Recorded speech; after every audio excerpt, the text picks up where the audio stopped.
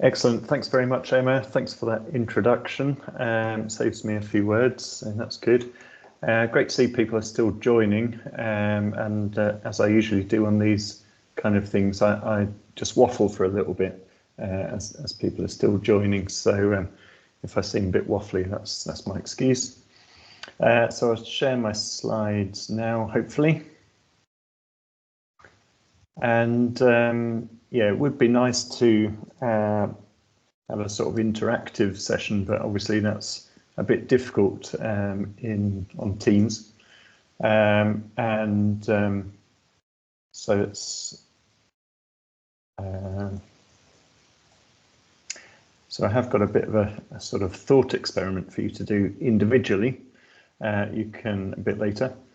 You can always type any comments or thoughts in the chat, and we'll try and get to those.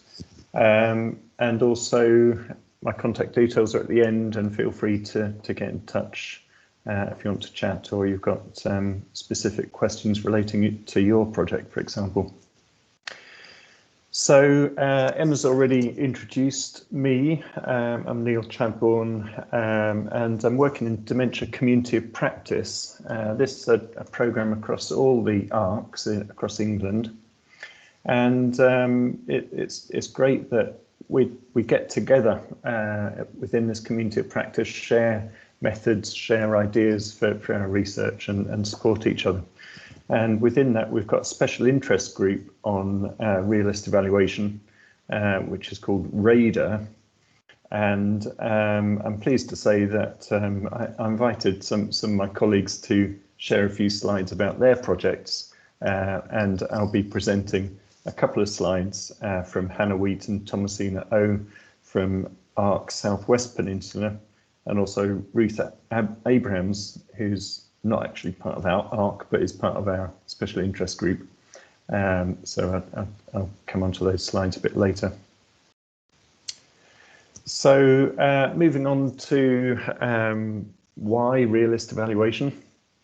And as I said, shout out any questions or type questions into the chat. If I lose anyone at any point, at some point we'll be getting quite theoretical. So just let me know if I haven't explained any terms clearly. So yeah, it does involve some theoretical working, and so you might be asking, why bother? Why don't we just use standard, well-established methods?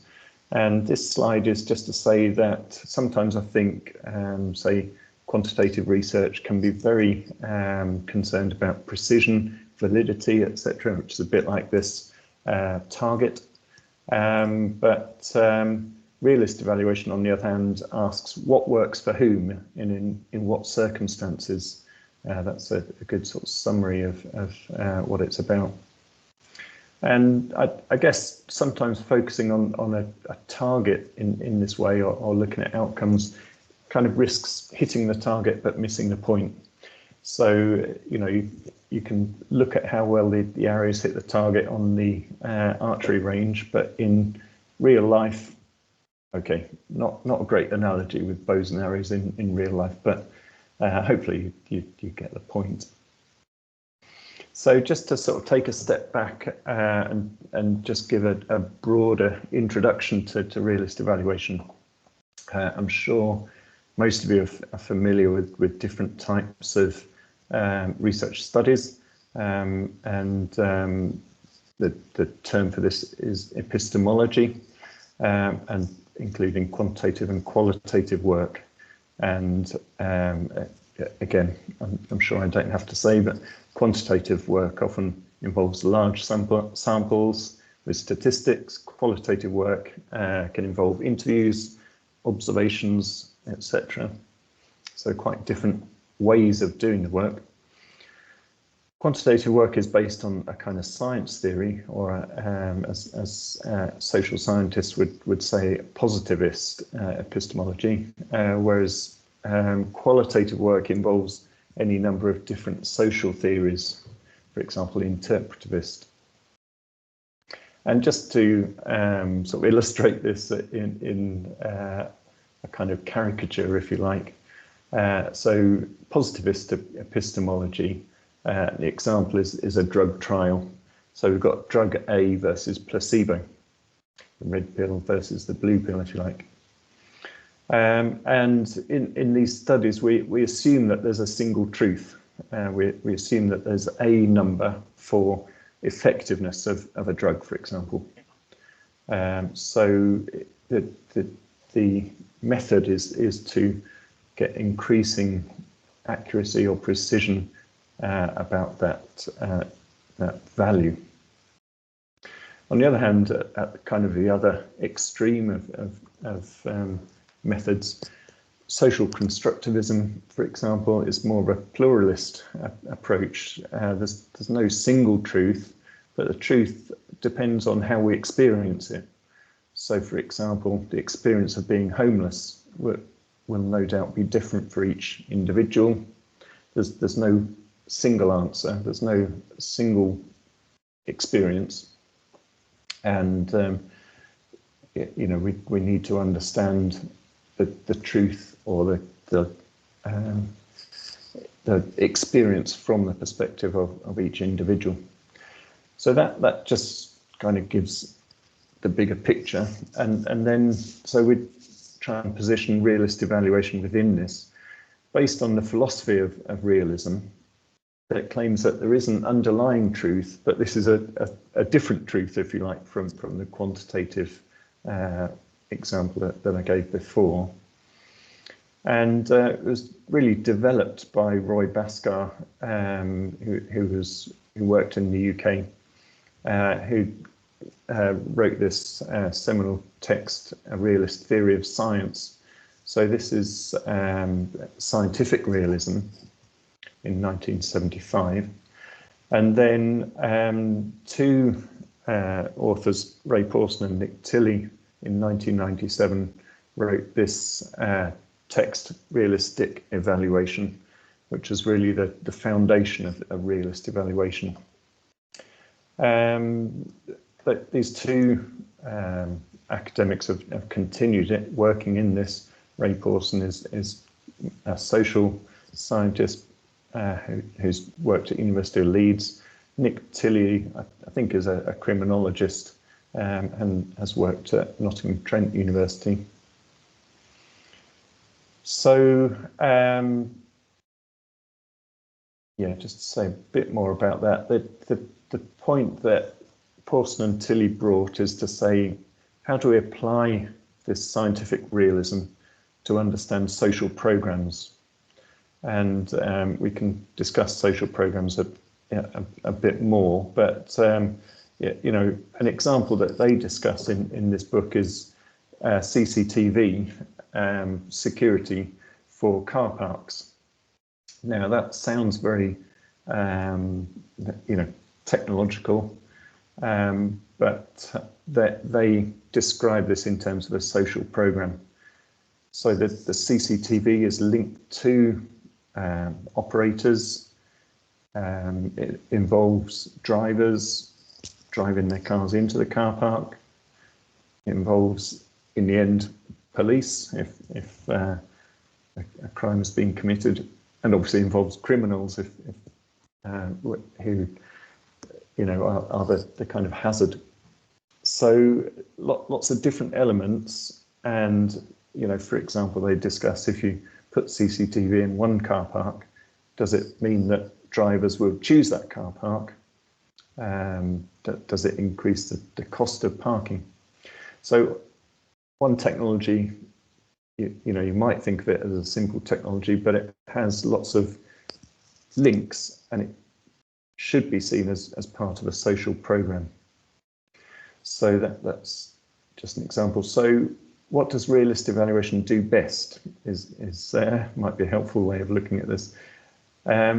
Understands complexity. So as I've just described in that example, there are multiple users or multiple stakeholders. There can be professional groups, for example. Realist evaluation really pays attention and tries to understand social contexts. So that there's lots of different elements of that. So for example, in the car park analogy, the car park is a context, but also the policy or legislation about parking, legislation about car crime, are other aspects of contexts.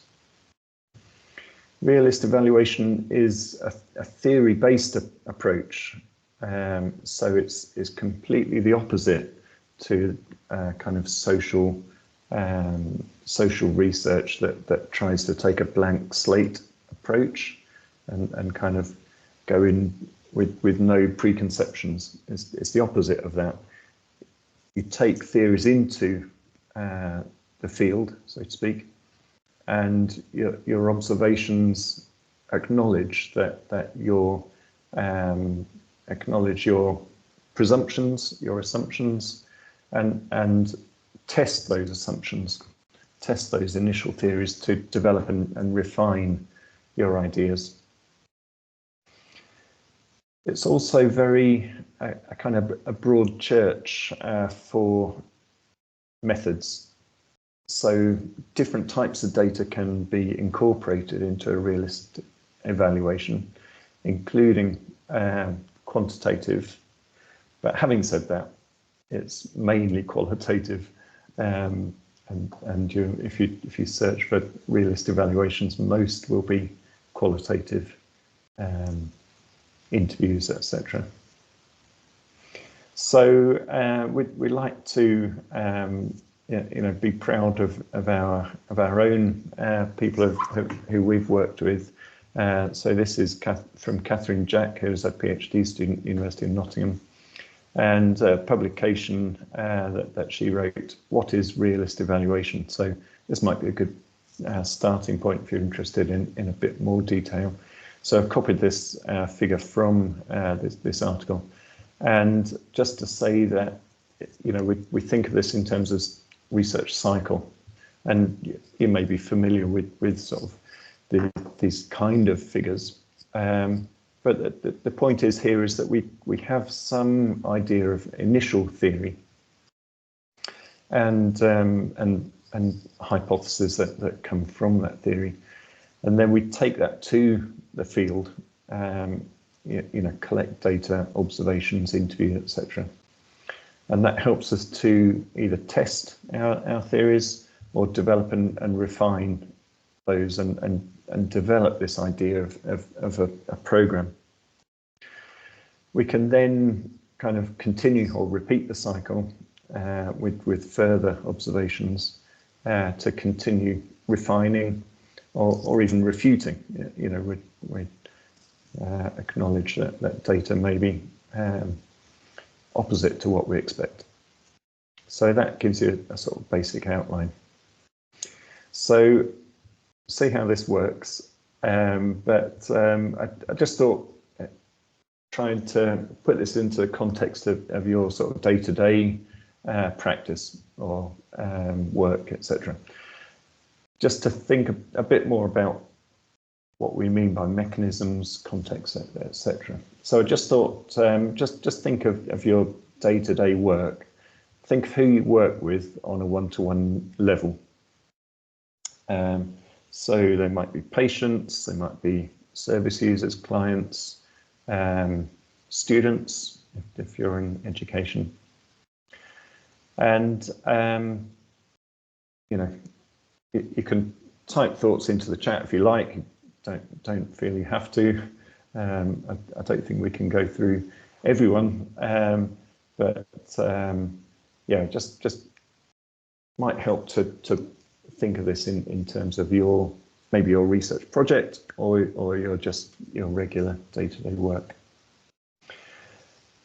So you might think of an intervention if you're involved in healthcare, social care, for example.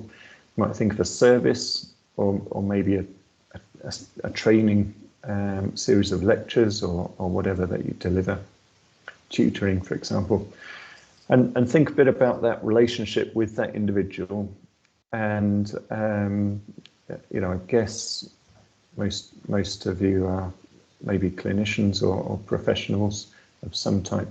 So, you may be trying to influence that individual and think about how you influence that someone or try and help a patient.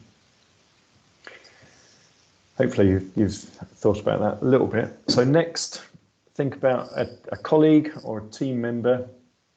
Now, many of us work in teams, not everyone maybe, but think who you work with. Do they come from a different discipline or different background?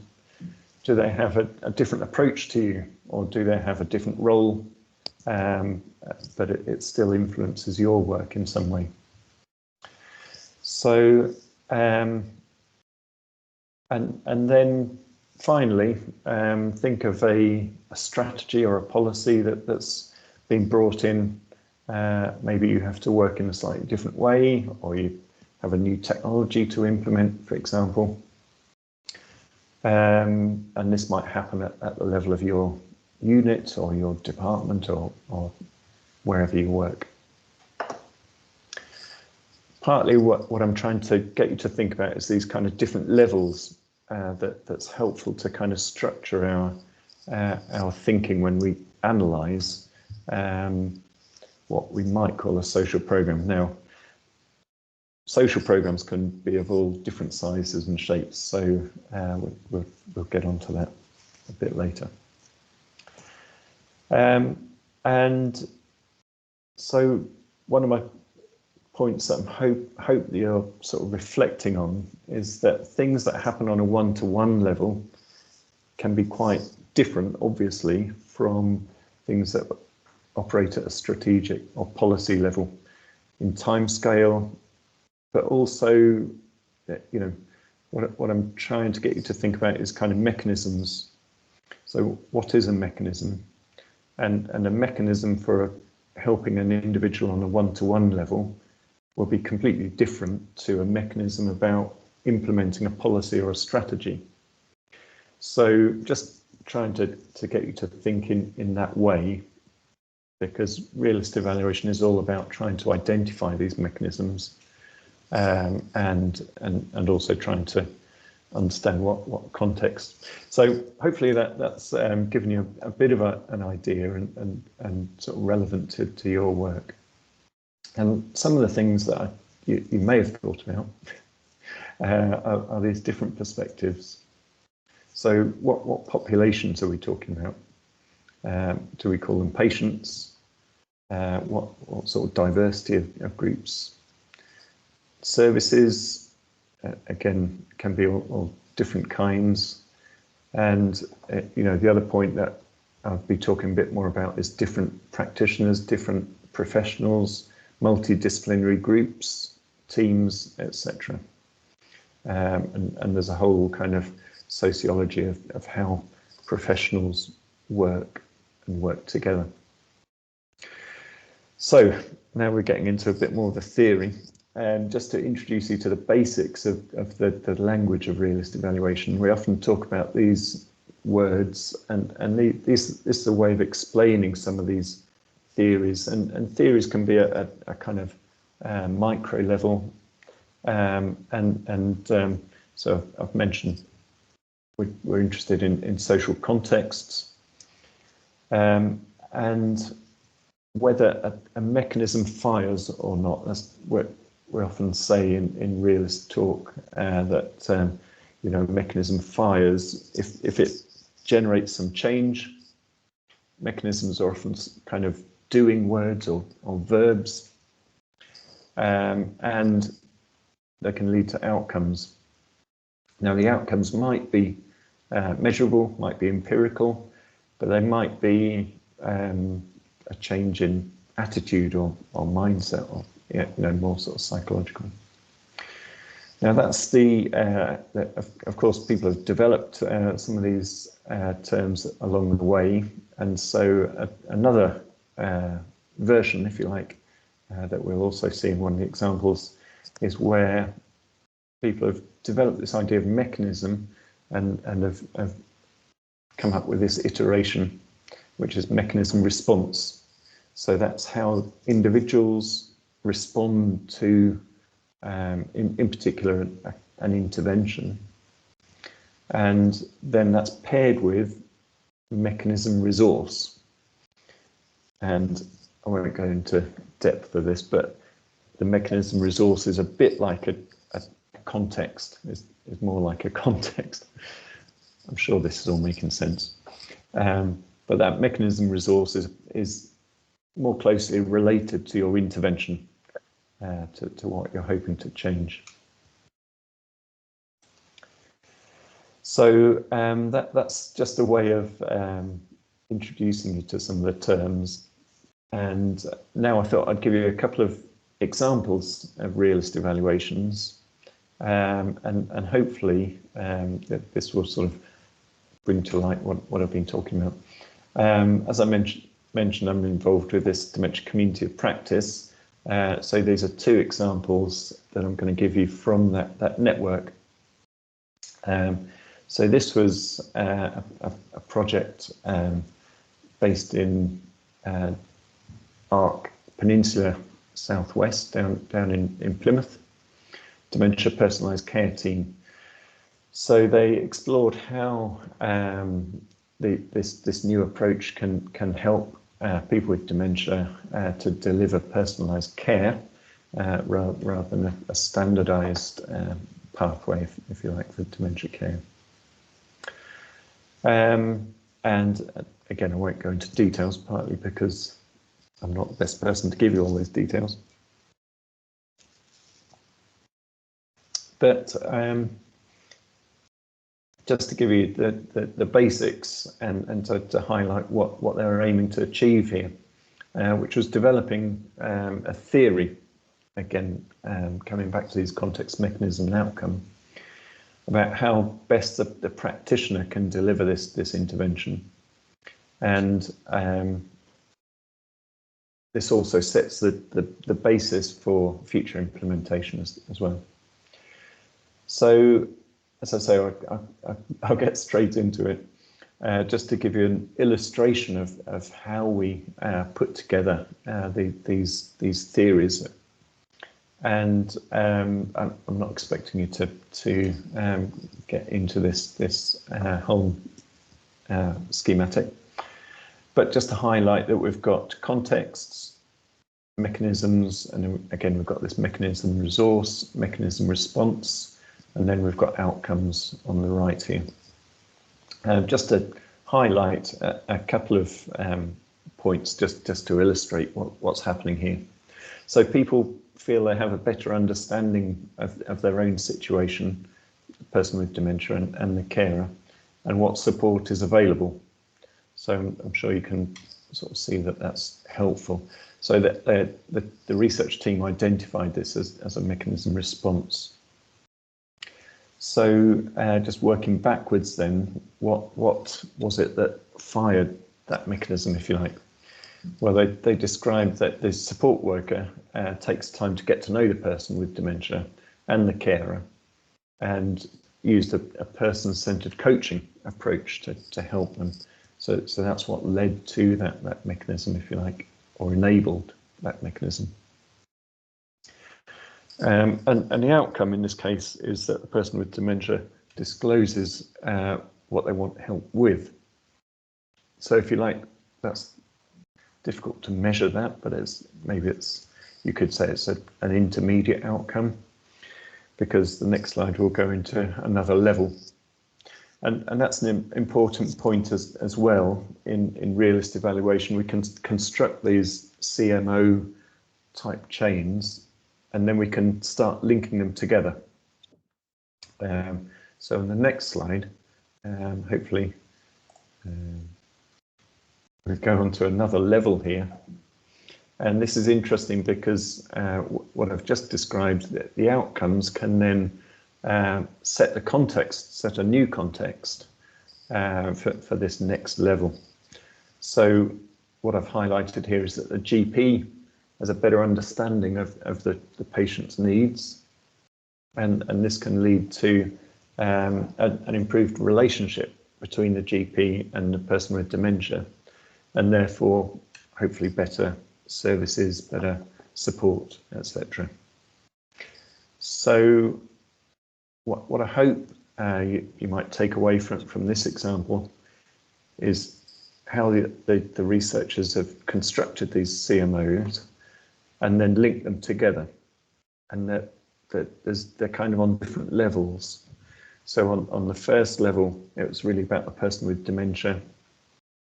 On this second level, it's more about how the GP, maybe in a more sort of professional clinical domain, the GP is working with the patient.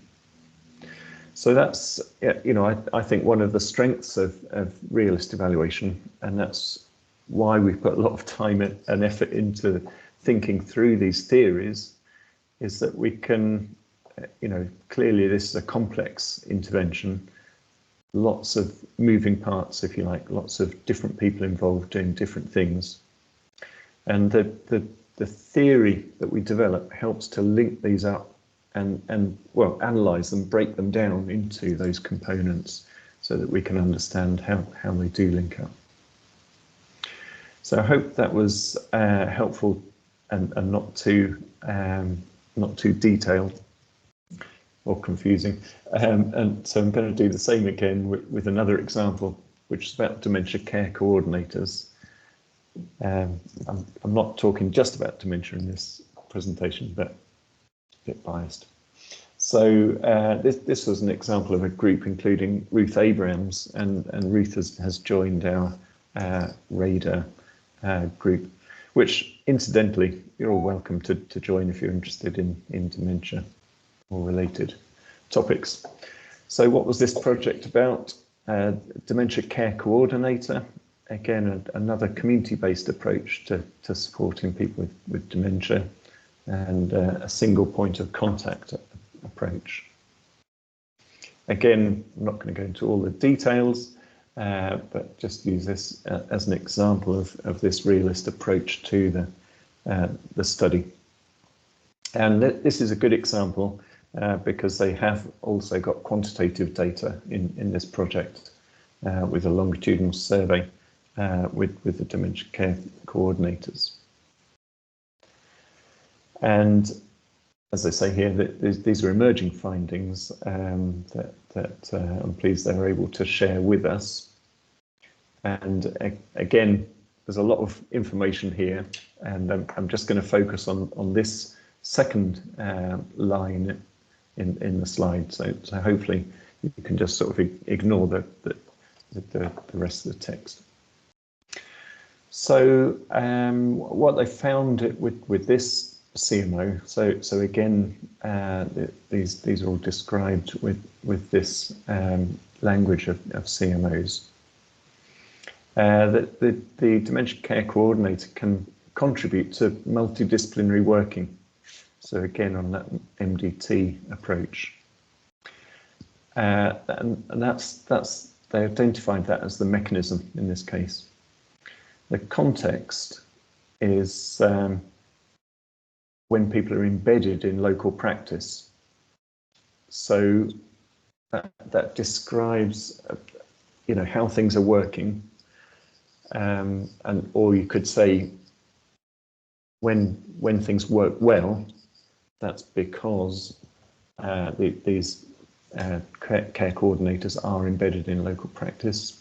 Therefore, they can contribute to multidisciplinary working, and the outcome in this case is that the healthcare practitioners, including the GPs, sort of experience the benefit of that support from these staff members.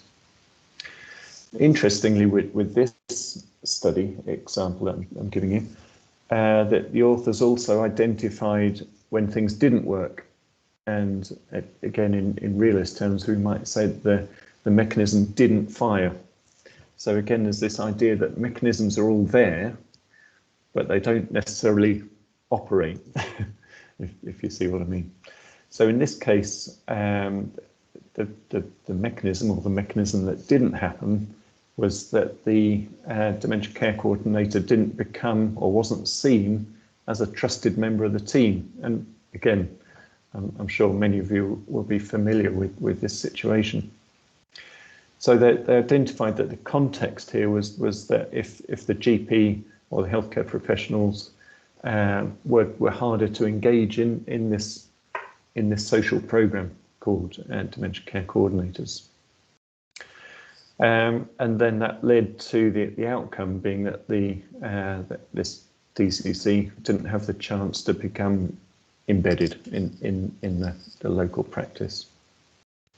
So again, I'm not going to go through all these CMOs, but hopefully I've just given you some insight into how in this study they described where the mechanism fires, where it works and where it doesn't work. So again, coming back to that first sort of simplified statement of what works for whom and in what circumstances. And please feel free to follow up using the QR code there. I've given all the references at the end of the presentation. So I'm going to change gear a bit now and talk about a couple of different ways of looking at realist methods.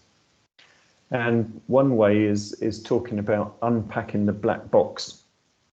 So often when we talk about complex interventions, and I'm sure many of you will be familiar with MRC guidance, which is very well used within NIHR research, etc., health and social care research, where we understand there's lots of different things going on, different settings, different healthcare professionals, multidisciplinary professionals, as I've mentioned before.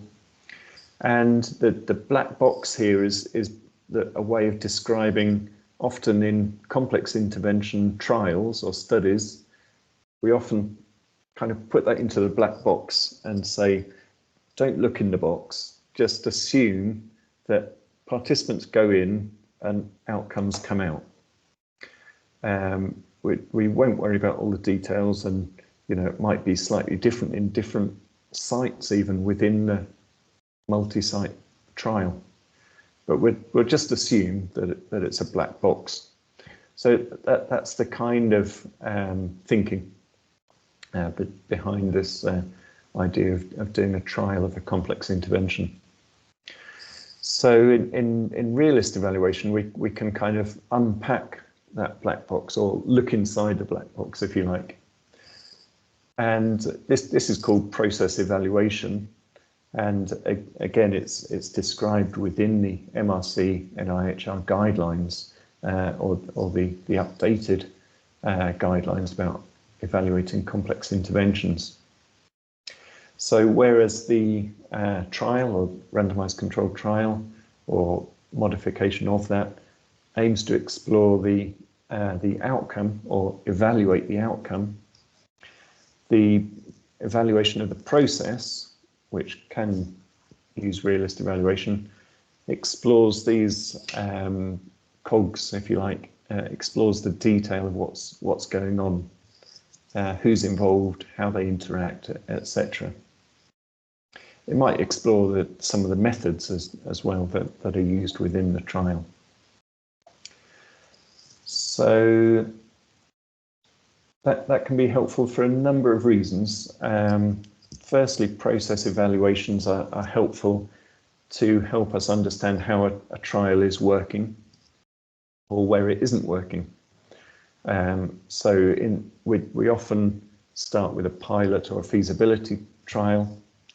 And if we do a process evaluation of that stage, then that can help us in the design of the full-scale trial, because we understand a bit more about these mechanisms and the details, and that might help us to create a better protocol or a better manual, for example, for conducting the full-scale trial.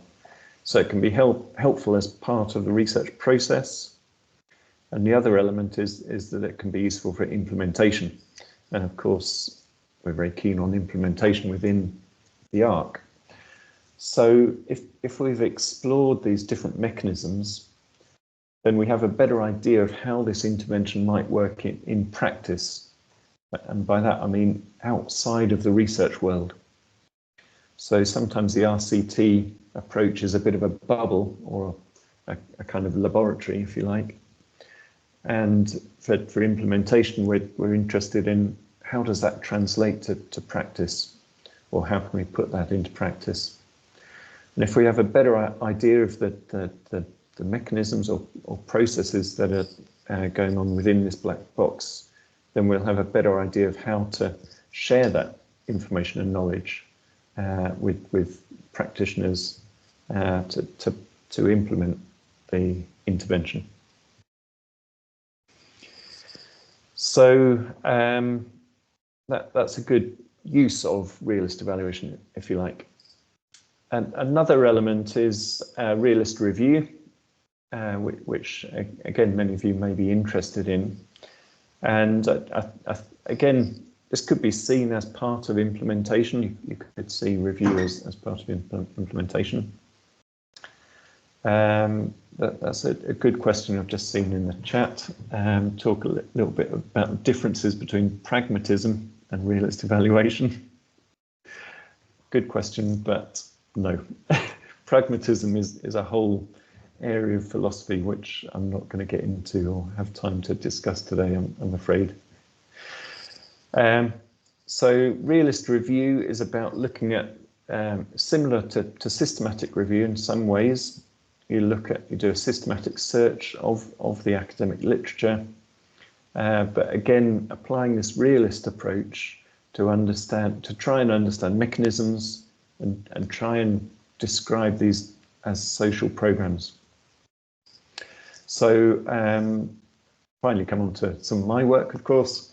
This is work that was led by Adam Gordon and colleagues, which is looking at comprehensive geriatric assessment for residents of care homes.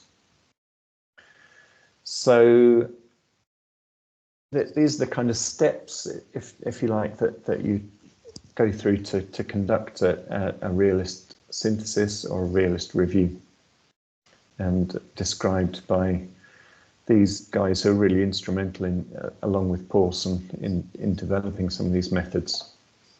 So again, as I've mentioned before, you really start with some theory going into this. So you don't start, I guess, systematic reviews in some ways start with a blank slate, or aim to do that. But again, realist, you have some idea of what's happening or what might be happening. So you come up with initial theories, theory of action or theory of change. You then review the evidence, as I mentioned, conduct literature reviews, etc. And it's good to be targeted because sometimes these reviews can expand. That's one concern with starting a project like this. So it's good to be focused, and you might focus on specific outcomes or specific elements within these programs. Then in conducting and analysing the materials that you collect within your following your literature search, you refine your theories. So again, similar to as I described before, you come up with these CMO theories, start to figure out how they go together. Is this theory the same as this other theory, or could we put them together, i.e. synthesize them, or are they actually two separate theories? And that comes down to these mechanisms. So all the time in realist work, the mechanism is the common factor. So we're trying to identify kind of unique mechanisms. And this last step is called configuration, or looking at patterns of CMOs. So again, how do these, a bit like building blocks, how do these fit together? And is there a mid-range theory that we can use that can, or that may emerge from this work? So to talk about my review, as an example of this approach, I think of multidisciplinary work or comprehensive assessment a bit like putting together a jigsaw. And for the jigsawers amongst us, you often start with the edge pieces. And I think of the multidisciplinary team a bit like this. So different professionals come from different angles. So coming from different edges, if you like. Some of you might be good at sky, others might be good at land. So you come from different perspectives, and your aim is to build a complete picture of an individual. And hopefully with good teamwork, you manage to bring this puzzle together and to understand an individual holistically. So for this search, we conducted this systematic search in all these academic databases, identified in the end only 21 articles of CGA in care homes. We identified a lack of clarity, as is often the case, is quite a challenge to address. And we started by analysing these in vivo, but we actually moved to Excel because it was easier to rearrange the data. As I've sort of described, sometimes it's a bit iterative, and it needs to be quite flexible to help think through these sort of program ideas. And also we're sharing with other team members to work on this as a team. Incidentally, the team involved patient and public involvement. One of our authors is a member of our PPI group, and they were instrumental in helping us think through these ideas. And I think it's really important to use key quotes from the articles. So these might be quotes that authors have written in their paper, or they might be quotes from their empirical research. And that helps in developing the wording of as you've seen in the other example, these CMOs can be quite wordy. So again, I'm not going to go through all the detail, but like the other examples, we come up with these CMO type patterns. For this review, I came up with 3 CMOs, so I'm just describing the kind of central one here, which is about developing a care plan for individuals based on this comprehensive assessment. So again, I'd like to start with the mechanism. So we felt this was really about developing a unified view and incorporating the aims of the resident in terms of their goals, etc. So that the team, the multidisciplinary team, had already got together to form the assessment.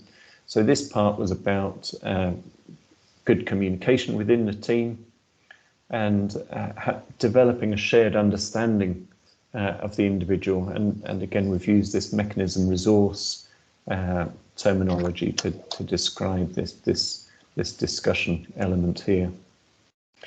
So it led to this sort of shared aim, which in turn, the outcome is that the members of the team feel involved in this care plan, feel a sort of sense of ownership, and that might involve, for example, prescriptions being updated, but that's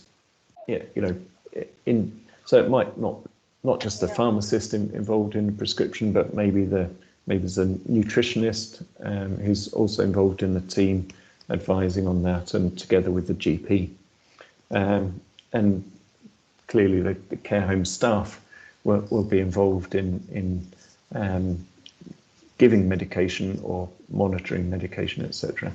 So that's an example of a sort of empirical outcome, if you like. So again, that's just to sort of give an example of that review, and I haven't described the whole process. So I thought I'd just finish with, you're probably all thinking now, okay, is this for me? What do I do next, kind of thing. So just thought of a few points that might help you think about these questions. And yeah, you know, it is important to think, is it worth all this theoretical work? Because there is quite a lot of theoretical work in realist evaluation. So a few points for you to consider. Is your project about a complex intervention or a service, especially one that involves different practitioners, different professionals, different settings or sectors?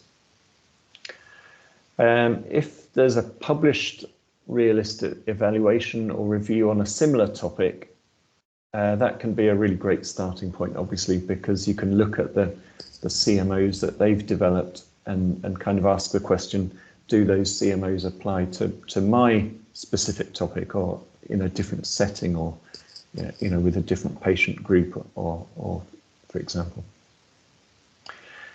I think it's really important that you look at your ideas, your assumptions, or your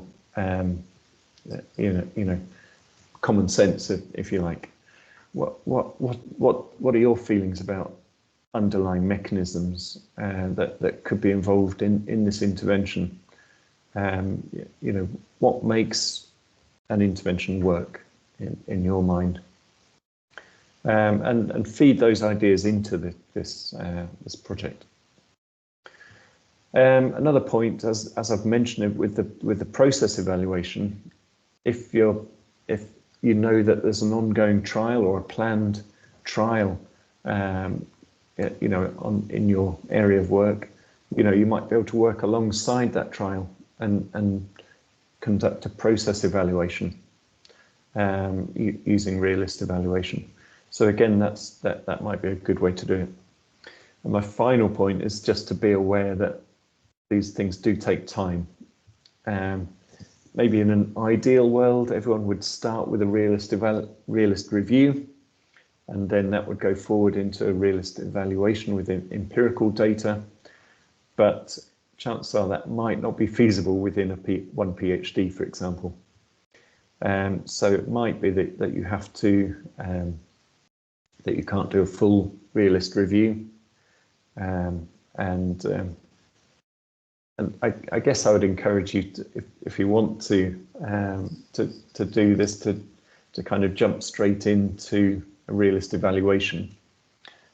As I say, using other realist reviews or other realist evaluations as starting points. As I say, there's a lot published now, so chances are you might be able to find a realist review or evaluation that's somehow linked to your intervention or your topic, and just sort of jump straight into a realist evaluation. It'll be fine.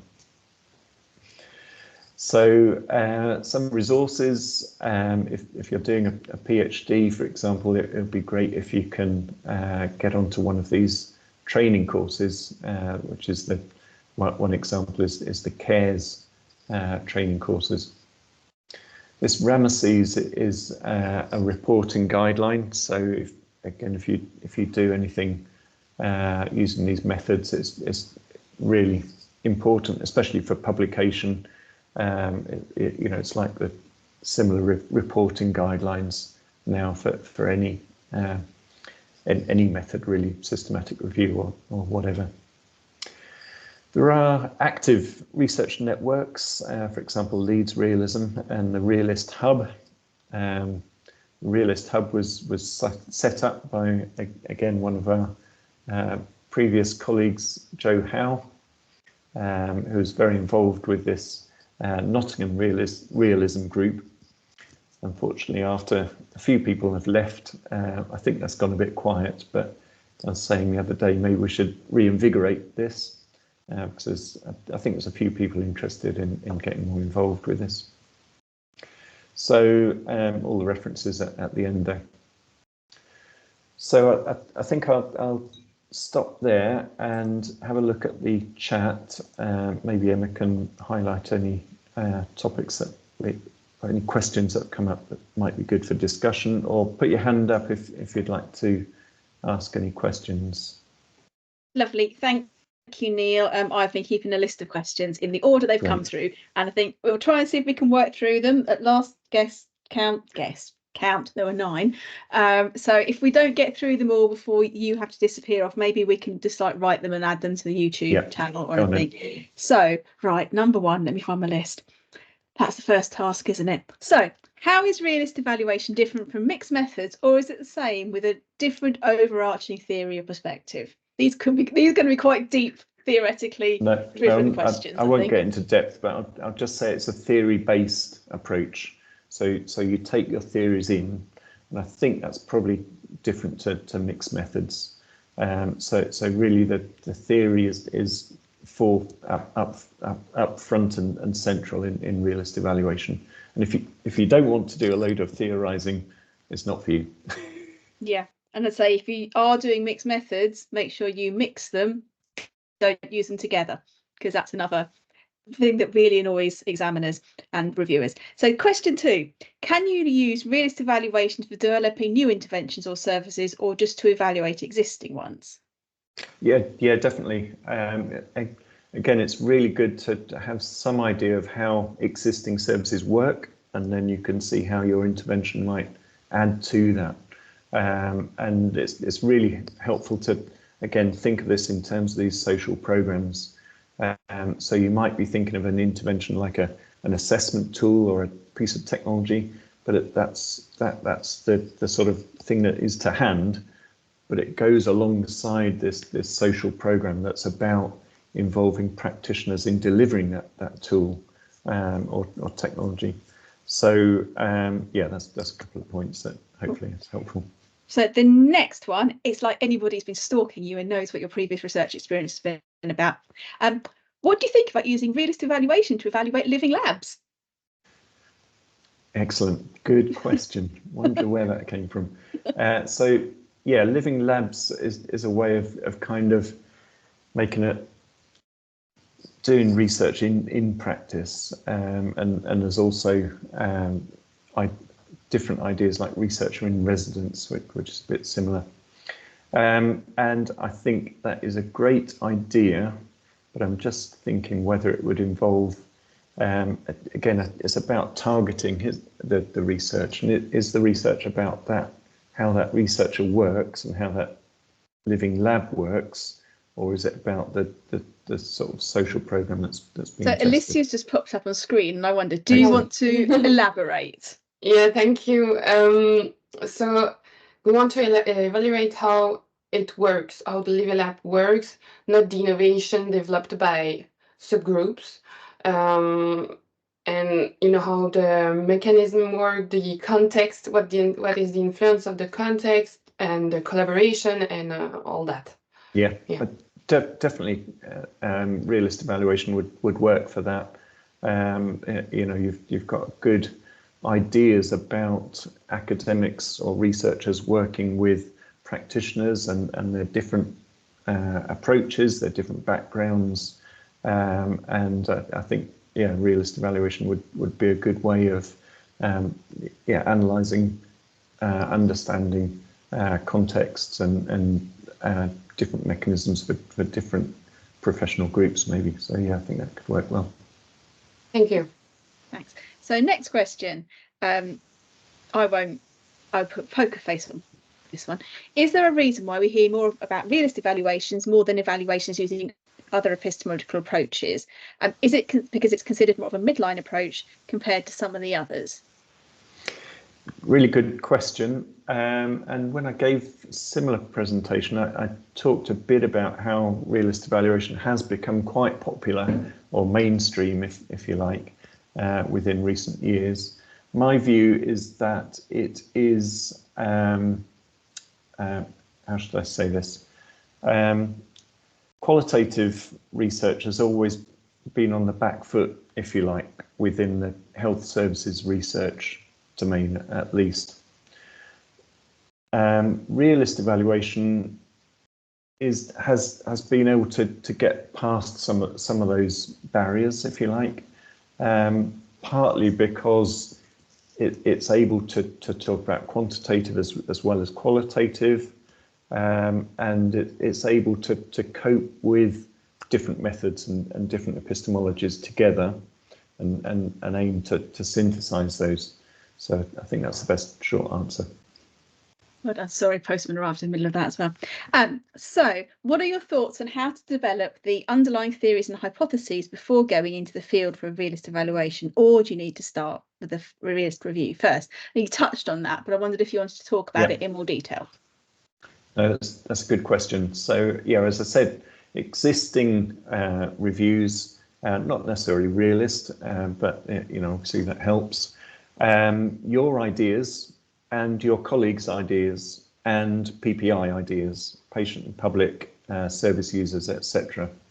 So you can have lots of those meetings with stakeholders, hear their ideas, and also test your ideas. So you can say, my idea is that socks work by putting them on in the morning and keeping your feet warm. What do you think of that? And someone else will say, well, not really. I think they're more about, displaying your emotion via different colours of socks. So yeah, they can come from anywhere, and you can just be open, explicit about that, and reflective in writing that up. If you're clear and transparent, then anything goes in some ways. Not quite anything, but I guess it's about actually, as researchers, we need an audit trail, and the value of our work is providing the narrative and the evidence to the arguments that we make. And then actually, not anything goes, but as long as you can debate and defend with evidence, then it's fine. So the next one's a bit heavy. So can you talk a little bit about the differences between pragmatism and realist evaluation? Because both seem to be widely used in complex interventions.